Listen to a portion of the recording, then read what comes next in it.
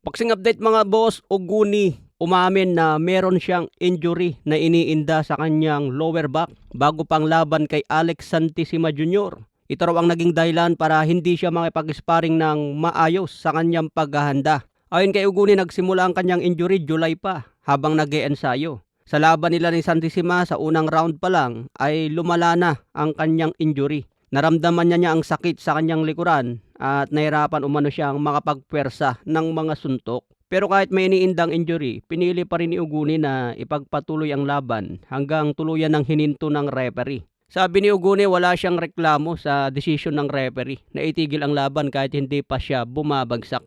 Dahil alam daw ni Oguni na mas lalo pa siyang mahirapan kung magpatuloy pa ang laban. So ayon nga po dito sa pinost ng ating kaibigan na si Pinoy Boxing Prodigy. So nagdadahilan nga ba si Oguni o sadyang binugbog lang siya ni Alex Santissima? Siguro magre-retiro na si Oguni mga boss. Sa iba pang balita, kampo ni Charles Suarez, may mensahe nga po kay Emmanuel Navarrete dahil kasado na po ang laban niya kontra Oshaky Foster. Unification po ito ng 3 titulo. Ang gustong mangyari ni Charles Suarez, bitawan muna ni Emmanuel Navarrete ang kanyang WBO bago siya lumaban kay Oshaky Foster. Para kung sakaling matuloy ang laban ni Charlie Suarez kay Lomachenko ngayong November, paglalabanan na nila ang bakanteng WBO belt. May nakataya agad na titulo laban kay Lomachenko. Ito nga po ang gustong mangyari ng kampo ni Suarez. Dahil kung hindi bibitawan ni Emmanuel Navarrete ang kanyang WBO, magre-request daw ang kampo ni Charlie Suarez sa WBO na kailangan ng bakante ni Navarrete ang kanyang titulo. Sa tingin nyo mga boss, gagawin ba ito ng WBO? O ipag-utos na lang ng WBO na ang laban ni Suarez at Lomachenko ay magiging mandatory challenger sa WBO. Gagawin nilang eliminator fight itong laban ni Lomachenko at Charlie Suarez. Kaya abangan po natin ang update tungkol dito mga boss. Sa iba pang balita, pambansang kamao ni Pacquiao, mas lalo nga po siyang hinangaan dahil hands-on siya sa kanyang mga anak. Dahil inatid po niya sa Chicago si Queen Elizabeth Pacquiao.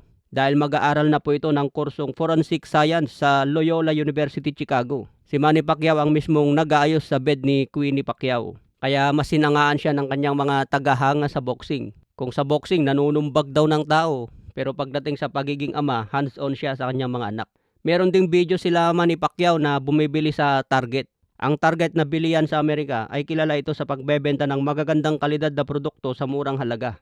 Marami ang nagko-comment, sobrang yaman daw nila Manny Pacquiao, pero bakit sa Target namimili? Pero paliwanag ka ni Madam Jinky Pacquiao, dito raw ang napili nilang bilihan dahil ito ang gusto ni Queenie Pacquiao. Kilala nga po si Queenie Pacquiao mga boss na hindi magastos. Meron ding isang video si Queenie Pacquiao na namimili siya sa ukay-ukay . Meron din isang video si Steve Jumalon na yung iPhone ni Queenie Pacquiao, iPhone 14 pa.